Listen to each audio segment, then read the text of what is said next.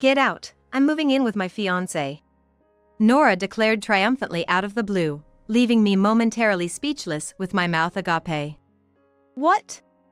I wondered how to respond, while Tom stood beside me, equally stunned. We'll take care of the loan, it's $1,200 a month. Ken added, his voice tinged with laughter, which thankfully kick-started my rational thinking. I said, then I'll leave, thinking the loan is $12,000. I replied, struggling to suppress my laughter, without voicing my inner thoughts. Watching Nora and Ken laughing and saying serves you right, I calmly analyzed the two in my mind. Poor things, they're done for. I thought as the two high-fived, while only Tom grew pale. Foreseeing the future but unable to change it. I gently patted Tom's back, consoling him. What else could be done? One must take responsibility for their words. My name is Yvonne, and I'm 59 years old. Working as a freelance consultant. I also earn income as an affiliate marketer, making no less than $20,000 a month. Of course, reaching this point wasn't easy, it took many trials and errors. My journey to freelancing and affiliate marketing began with my father's care. Since my parents' divorce when I was 7, my dad raised me alone. Wanting to repay him, I sought a job I could do from home to be near him, as he couldn't even go to the bathroom by himself. I chose freelancing for its flexible hours. While I was out, a helper would come over, and I'd take my dad to the hospital, pushing his wheelchair. I cherished our casual conversations and the scenery we shared on those trips. My dad passed away 8 years ago, but I continued my consulting and affiliate marketing work. I met my 60-year-old husband, Tom, through my consulting. Tom, who runs a small company, was originally my client. Tom, who worked harder than anyone else for the sake of his company and employees, found that despite his efforts, the business was deteriorating. Competent employees left, and despite his hard work, performance didn't improve. Lost and fearing for his employees' futures, he sought my help. While there were various minor reasons, one major cause was Tom's excessive kindness. Not all employees were inspired to work harder by seeing Tom, who worked more than anyone else. Some employees thought they could take it easy, and there were even those who mocked the hard-working president. Employees introduced by acquaintances or business partners, despite frequently slacking off or being absent without notice, were not dismissed. Instead, there were repeated attempts at discussion under the belief that talking it over would lead to improvement. Over time, this situation created a vicious cycle where the hard-working employees developed resentment, leading to the departure of competent personnel. Tom would also wait endlessly for payments from struggling partners, ironically leading to salary issues for his employees. While it might be appreciated by business partners, it's counterproductive if it leads to a situation where the company cannot pay its employees' salaries. The employees also have families to support. It seemed inevitable that employees, feeling uncertain about the company's future, would start leaving the job. I had to make Tom understand that his employees had families too, and their futures depended on his decisions. He needed to make the right choices as a business owner. From then on, Tom became stricter with employees who slacked off or missed work without notice, and set clear deadlines for delinquent clients, insisting on payment without further delay. This was all to protect his precious employees and their families. If it meant safeguarding them, Tom wouldn't hesitate to spend money on a lawyer. Tom might have seemed a bit unreliable as a president, but I admired his humanity. We started going out for meals, where I learned his wife had passed away over a decade ago due to illness. And naturally, our conversations turned to how my father raised me alone. These outings gradually became our healing time. After dating for about 2 years, Tom proposed to me 6 years ago. I met his daughter, Nora, after the proposal. She was 21 and in college at the time. She was enjoying her carefree student life. "Are you after Dad's money or what?" That was Nora's response when Tom introduced me. "Excuse me?" I replied, perplexed by her suspicious look and obvious distaste. Maybe Nora felt like I was taking her father away. Or perhaps there had been women around Tom before who seemed to be after his money. "What nonsense!" Tom started to scold her, but Nora turned away, refusing to listen. I let out a small sigh and explained I wasn't after his money. "If you don't believe me, ask your dad to write a will. Everything goes to the daughter." "Oh, that's a good idea. Let's do that." I never expected her to call me mom. Or to replace her late mother. But this was a problem beyond that. Reluctantly, Nora consented to our marriage. I later found out Tom was incredibly indulgent with Nora. He'd give her money whenever she asked. And buy her whatever she wants. "Aren't you spoiling her a bit too much?" I'd say, and Tom would scratch his head, saying, "Sorry. I guess." After her mom passed, I felt she was lonely. And when the company was in trouble, she had to endure financial hardships too. I understood his feelings, but this was creating a daughter reliant on her father. With my own experience in mind, I wondered if I should intervene. But then I thought, Nora's habit of quitting jobs quickly probably stemmed from knowing she could always rely on her dad. Anyway, think about what's really best for your daughter. At this rate, she'll just keep quitting jobs after college. Tom pondered my words. Perhaps realizing this couldn't continue. So he made a proposal to Nora. He'd only give her an allowance until she graduated college, then no more gifts except for birthdays and Christmas. The money she earned from working could be all hers. Huh. Nora initially looked dissatisfied, but after talking with friends, she realized it was a fair deal. Some people, once they start working, might even live on their own. There are probably people who contribute financially to their households as well. Living at home, Nora could spend all the money she earned any way she liked. Got it. So, it's business as usual until I graduate from college, right? She perked up and took full advantage of Tom's generosity for the next year and a half. Now, Nora is 27. As promised, she's been using her salary for herself, not contributing to the household. She doesn't quit jobs like she did in college, probably because she knows she'd lose her spending money. However, her selfish nature hasn't changed, and she never warmed up to me. She's convinced I married Tom for financial ease. This was 3 years ago when Nora was 24. When Tom told her about my new house, she frowned skeptically. "What, some cheap place in the sticks? Commutable?" She laughed dismissively. "Or is it even fit for living?" I never told Nora about my monthly income of over $20,000. Luckily, she's indifferent to me and, although she knows I work from home, never asked about my earnings. "It's hardly the sticks," I replied. "It might even make commuting easier. I've always dreamed of a spacious new house." When I showed her the 7-bedroom house plan and exterior photo, close to the station, even Nora exclaimed, "Wow, that's amazing. Dad really splurged, huh?" "No, I didn't buy it. But he must have chipped in, right?" She looked at me with disbelief, as if such a nice, large house was beyond my means. I could only sigh at her constant attitude. I think it was right after we moved in. Returning from a consulting job, I stopped by a cafe I happened to see. While reading a paperback and sipping coffee, I heard a commotion. I looked up, recognizing the familiar voice, and saw Nora at a nearby table. She was unaware of me behind her. On a date, perhaps? A young man about her age sat opposite her. "You're working and can't even take me out to dinner? What kind of boyfriend are you?"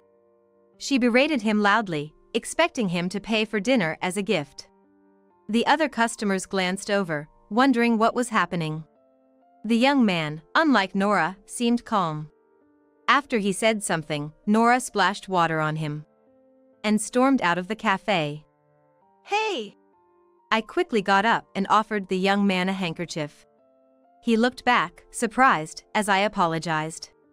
"I'm so sorry for Nora's rude behavior." When I introduced myself as Nora's mother, the young man exclaimed, "Oh," and then scratched his wet head, saying, "Sorry you had to see that embarrassing moment." He is John, a year older than Nora at 25. He met her at a mixer. He was caring for his parents. "That's quite young to be taking on such responsibility." Yeah, I was a late child for my parents. It must be tough caring for both parents. I said, then quickly apologized for my possibly intrusive comment. I'm sorry. I took care of my father too, so I understand some of the difficulties. John assured me it was okay, admitting that he sometimes felt overwhelmed, wishing he could hang out more like his friends. I actually do find it tough sometimes. I often wish I could hang out and have fun like the others around me. The mixer that John attended was apparently organized by his friends as a way to cheer him up and provide a distraction. He'd gone to the mixer for a break, never intending to date anyone, but Nora pursued him relentlessly. Nora is fun to be with, but I don't have much money. He cares for his parents and accompanies them to the hospital during the day, and works night shifts 4 days a week. Money was tight, he said. I see. Today, I couldn't pay the water bill and asked the company if they could wait until payday. Nora overheard and dumped me, saying she can't be with a poor man. I felt tears well up as John laughed it off. I'm truly sorry for her rudeness. She just didn't understand the hardships of caring for parents. I was feeling a mix of regret and anger. Remembering my own experience with my father's care, I offered to help John by introducing him to a job he could do from home. 3 years later, Nora brought home a young man she wanted to marry. Personally, I thought John, with his kind nature, would have been a better match, but Nora's fiancé, Ken, wasn't bad-looking either. Introduced through a dating app. Ken, who works in the administrative department of a company, was asked by Tom if he enjoys his job. However, Ken's response was primarily complaints about his boss, colleagues, and the company itself. Ken just got unlucky with his company. Nora chimed in, and Ken laughed, yeah, right? If things get tough, you can always work at Dad's company. That'd be great, thanks. They said, already taking it for granted. Tom and I could only exchange wry smiles. We were sensing that Ken would likely be dissatisfied anywhere he worked. It's likely that some form of dissatisfaction or complaint would emerge. So, that's why. Nora suddenly clapped her hands and grinned at me. I'm moving in with my fiancé, so you need to move out. Her triumphant declaration left me speechless for a moment. What? I wondered how to respond, while Tom stood beside me, equally stunned. We'll take care of the loan, it's $1,200 a month. Ken's laughter made my thoughts clear again. Oh, right, that time. I remember, a few months ago. Nora saw the loan statement I'd left on the table while organizing my drawers. Is that what the loan on this house is? I felt a bit of discomfort hearing this. It seemed odd. Little did I know she'd misread the amount. I said, then I'll leave, thinking the loan is $120,000. I replied, holding back laughter. And began using my phone. But just so you know, even if we change the ownership, I doubt you can restructure the loan. If Nora and Ken can't pay, the house will have to be sold, and the remainder paid in full. Is that okay? Sure, no problem. Nora replied, almost mockingly. I nodded. And if the house sells for less than the remaining loan, the difference will be charged to Nora, the new owner. Is that all right? Yep. Totally fine. Then, there's no issue from my side. I made Nora write a pledge. Take that. Watching her and Ken laugh, I calmly analyzed them. Poor things, they're done for. A little thought would reveal that a spacious house close to the station couldn't possibly be bought for a $1,200 monthly loan. If I were Ken, I'd certainly ask to see the document with the loan amount, just to be safe. While Nora and Ken high-fived, Tom turned pale. Foreseeing the future but helpless to change it. I patted Tom's back consolingly. What can you do? One has to take responsibility for their words. After Ken left, I started packing in my room when Tom came in. What should I do? Caught between his daughter and wife, Tom was at a loss. Glancing at him briefly, then focusing back on my packing, I replied. Just do what you think is best. I added, but personally, I can't live with Nora anymore. She's too selfish. I truly thought Tom should do what he liked. If he stayed and wanted to support Nora, she and Ken could probably pay the house loan. Not just them, but with Tom's income, all three could manage. If Tom thought that was best, then so be it. I opposed the idea, but once the ownership changed to Nora, it wasn't my concern anymore. Over a few months, I found a new house and changed the house ownership to Nora. Meanwhile, Tom came to my room again. Tom sat down formally in front of me, bowed his head, and offered an envelope full of cash. "This is for your consulting fee. I'd like to formally request your services." "A request? For what?" Tom replied, "For advice on the actions I should take." His expression was just like when he first came to me for business advice. He wanted to truly protect his daughter and needed guidance on what to do. "I'm embarrassed to admit, but when it comes to family matters, I can't seem to make a calm decision. So, I need an outsider's perspective on the right course of action." His formal tone indicated his serious commitment. "Are you sure you want to ask me? I might say some harsh things that are hard for a father to hear." "Yes, I understand. But if things continue as they are, it's not just bad for her, it's harmful." He showed his resolve. I straightened up, feeling his determination. "I accept your request." I suggested that Tom should also move out of the house, and that no matter how much Nora pleaded, he should never give her money. I told him about the incident with John and Nora 3 years ago. "Nora did something that terrible?" Tom was shocked and speechless. "Yes. If things go on like this, Nora will become the worst kind of person. The responsibility lies not only with her but with us too, for raising her this way." "That's true. This is a turning point for Nora and us. If we really care about her, we must be prepared to let her hit rock bottom." Tom took my words to heart and nodded. We decided to move out together and buy an apartment, putting it under both our names and sharing the mortgage. It was a 2-bedroom apartment a bit far from the station, cheaper and with a shorter loan period than our previous house. Perfect for the two of us. But within a month, Nora and Ken burst in, furious. "What's this about a $12,000 monthly mortgage payment?" Nora yelled as she entered. Ken, confrontational, demanded, "Explain yourselves." "Well, that's the amount we've always paid." "Don't lie." Nora slammed the table. "Where would you get that kind of money?" "Whether you believe it or not, the bill says so. We need you to pay it as a matter of fact." "What?" Nora turned to Tom, pointing at me. "Dad, break up with this woman right now," Nora demanded. Tom, without a word, solemnly shook his head. "What?" Nora was taken aback, trembling in disbelief. "I'll have nowhere to live if this continues." She tried to sway Tom with her tears. "What should I do, Dad?" Clearly, she was convinced that Tom would give in and provide financial support. However, Tom firmly refused. "The house is in your name now, Nora. It's your responsibility for not checking the payment amount." This was probably the first time Tom had been so distant with Nora. He had always tried to fulfill his role as a father. "You're an adult now. Everything you do, good or bad, comes back to you." "I'm not talking to you. I'm talking to my dad." "Right, Dad?" Nora turned to Tom with a forced smile, which quickly faltered as she saw his unyielding expression. "Wait, what's wrong, Dad?" Her face turned to despair. Ken, further cornering Nora, added, "I knew something was off. Such a nice house for only $1,200 a month. We've been tricked."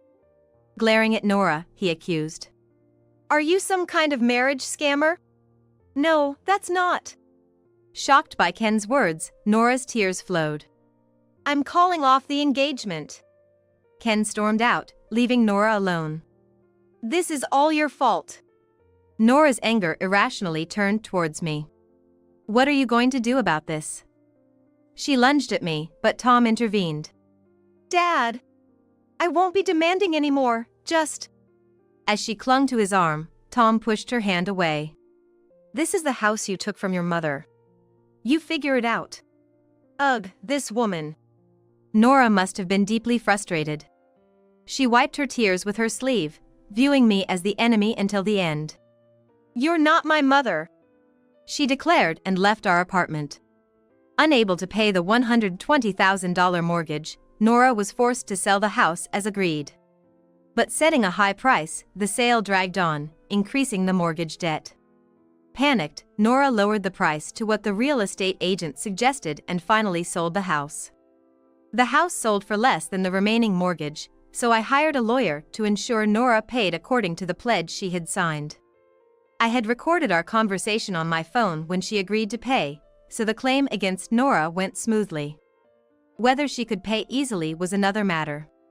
After breaking up with Ken, Nora moved into a rental apartment and started paying me monthly. But it was clear that maintaining her lifestyle while making these payments was going to be a stretch. Soon enough, she seemed to be struggling financially. One day, we had guests at our home. We were entertaining a young couple who had come to announce their engagement, chatting in the living room with Tom. Suddenly, the doorbell rang loudly, and Nora barged in uninvited. Despite being told we had guests, she stormed into the living room, ignoring the couple and pleading desperately with Tom. Dad, Yvonne, I'm at my limit. I couldn't even make my utility payments yesterday. At 27, she sat on the living room floor, crying loudly. Tom and I exchanged glances, and the young couple looked bewildered. All my utilities will be cut off. Nora sobbed like a child. The young man from the couple spoke up. If it's just a missed payment, they won't cut off your utilities right away. Recognizing the voice, Nora stopped crying and slowly looked up. John? Long time no see, Nora, John said with a gentle smile. Nora, perhaps feeling nostalgic or reassured, started crying again. We managed to get her seated in a chair. Why is John here? She asked through tears. I began explaining.